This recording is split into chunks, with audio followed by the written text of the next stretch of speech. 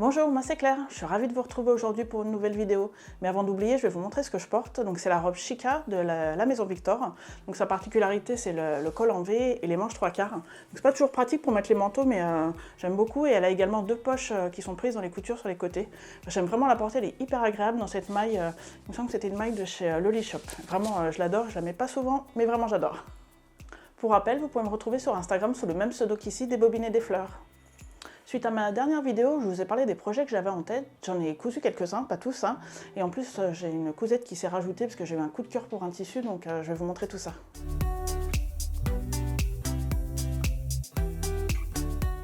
La première pièce que je vais vous présenter, c'est la surchemise Vicky de la Maison Victor. Je vais faire un petit aparté, mais vraiment je suis toujours triste que la Maison Victor n'existe plus et je continue toujours à coudre les patrons, donc ça fait perdurer un petit peu la marque. Vraiment, je les adore. Je trouve qu'ils sont hyper bien expliqués, ils taillent très bien pour moi, donc je sais pas vous, mais moi il me manque terriblement. Je l'ai réalisé en taille 48, donc le patron va être de la taille justement jusqu'à la taille 48, mais c'est un petit peu rare pour la Maison Victor, je sais pas pourquoi il s'arrête là, mais bon, moi ça va, c'est parfait. Je l'ai réalisé en velours côtelé doublé Teddy, donc qui vient de chez Audrey Mercerie. Je vous ai pris une petite photo, vous allez voir les peluches que ça m'a fait. Autant je suis habituée quand je couds du velours, mais alors là c'était vraiment le pire du pire si je puis dire.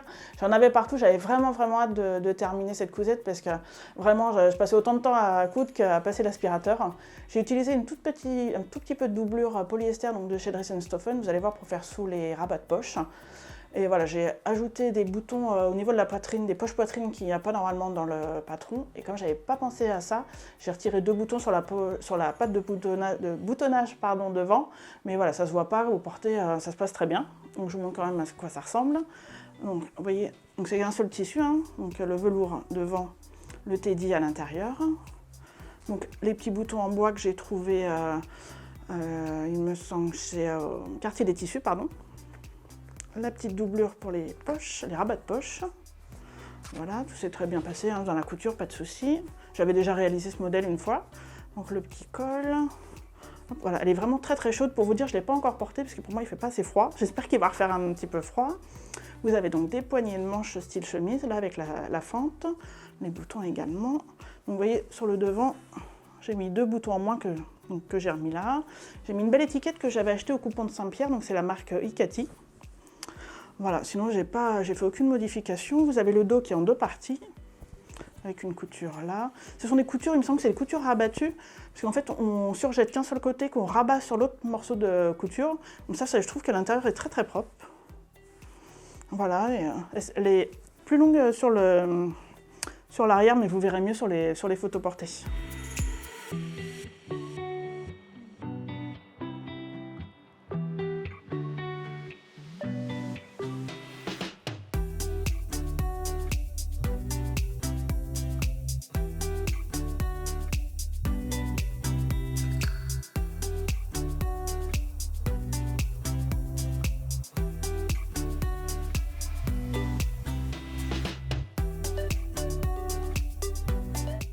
Ma prochaine réalisation est encore une veste. D'ailleurs, je vous remercie grandement pour toutes vos suggestions que vous avez eues lors de ma dernière vidéo, que j'avais le tissu, mais pas de patron précis, et c'est plutôt rare, mais voilà, des fois ça m'arrive.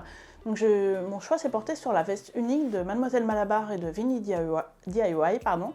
Je l'ai réalisée en taille 50, donc le patron va de la taille 36 à 52, donc ça fait un large éventail de taille.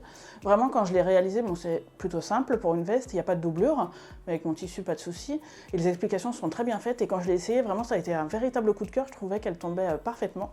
Donc c'est un tissu de chez Dress & Stophen, qui sont appelés point gris tricoté, donc il était un tout petit peu élastique, avec un petit peu d'élastane, vous voyez, mais pas assez pour faire un pull. Donc c'est vraiment un patron de veste pour tissu extensible, puisqu'on peut le réaliser également en sweat par exemple.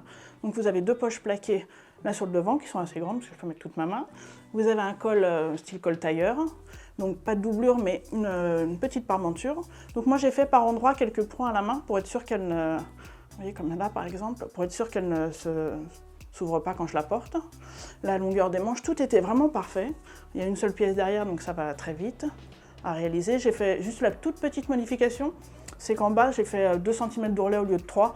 Vraiment, enfin c'était vraiment ce que j'aime bien quand c'est bien long, que ce soit les poches ou même les vêtements en général. Donc, mais sinon je pense que voilà, même 3 cm ça aurait été très bien.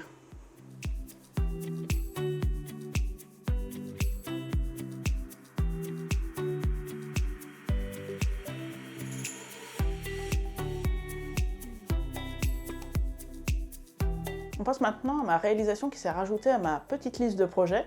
Donc en fait, j'ai eu un véritable coup de cœur pour un tissu quand je me suis baladée au magasin des quartiers des tissus. Donc c'était du sweat avec des cœurs, parce qu'on était vraiment juste avant la Saint-Valentin, donc voilà, j'ai craqué dessus. C'était un petit peu cher entre guillemets, parce que c'est pas tout à fait les prix que je mets, parce que bon, quand on a l'habitude des prix DS, forcément, ça paraît toujours plus cher, même si c'était pas très excessif. Donc c'était du sweat à 17,90 le mètre, donc j'en avais pris 2 mètres. Je me suis dit, tiens, je vais réaliser le sweat Lana de la Maison Victor, donc c'est un sweat que j'avais déjà fait. Pour tout vous dire, le patron était en 46, je me suis dit, j'aurais pu faire en 48, ça aurait été bien, mais bon, ça passait quand même. Et en fait, j'ai eu un petit souci avec ce tissu, puisque même au premier lavage, parce que donc, je lave toujours mes vêtements avant de réaliser mes cousettes, j'ai vu qu'il commençait un tout petit peu à blanchir, parce qu'en fait, il est noir avec des cœurs blancs. Bon, allez, je vous montre quand même. Vous allez voir de quoi je parle. Et donc il était noir avec des beaux cœurs blancs, je sais pas, j'ai craqué dessus. Donc après le premier lavage, j'ai vu que le noir il commençait un petit peu à passer. Et là je l'ai mis une fois, donc lavé une fois, et franchement pour moi il est immétable. Vous voyez, bon, c'est vrai que c'était un sweat rapide, j'ai bien fait de ne pas redécalquer le patron, parce que franchement ça m'aurait un petit peu pas pris la tête, mais voilà, je me suis dit perdre du temps un peu pour quelque chose que je vais pas remettre, parce que franchement moi je le remets pas, j'ai l'impression que le sweat il a 10 ans. Donc j'avais rajouté du bord-côte aux manches et au poignet et au col, puisque le tissu n'est pas très extensible, donc je ne passais pas la tête sinon. Donc c'est un sweat à manches raglant, je vais y arriver. Vous voyez, il était très sympa. Enfin, moi j'ai adoré le porter, j'ai porté le jour de la Saint-Valentin pour bosser, mais voilà, un petit peu déçu du tissu.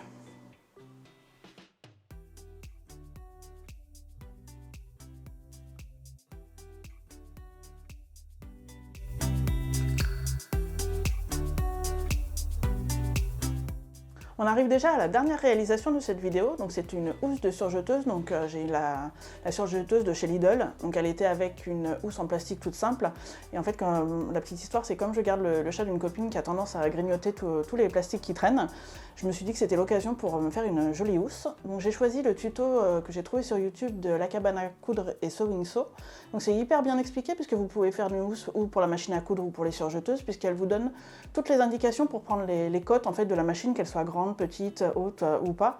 C'est hyper bien détaillé. Donc voilà, moi je l'ai fait avec des chutes de tissu. Donc ce sont des chutes de jeans de chez Dress & Stophen Bordeaux. Vous avez pu voir, j'avais fait le pantalon Walter, ma dernière réalisation. J'ai tout molletonné, c'est-à-dire que je l'ai molletonné mais pas matelassé. À l'intérieur, c'est pareil, ce sont des chutes donc, de viscose et de polyester. Donc c'est le même polyester que sur ma surchemise Vicky. Et je me suis amusée avec ma petite Cricut Joy. Je me suis fait comme une grosse étiquette. En fait, j'ai mis du vinyle sur du Snap Pap. Donc voilà, j'ai pas encore revu le chat, mais je l'attends de pied ferme avec ma nouvelle housse.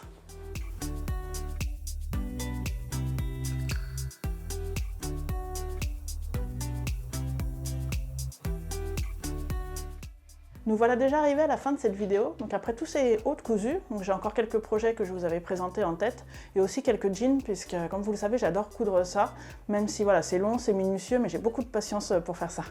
Si cette vidéo vous a plu, n'hésitez pas à mettre un petit pouce en l'air et à laisser un commentaire, vous savez que j'adore vous lire. Je vous fais des bisous et je vous dis à très vite.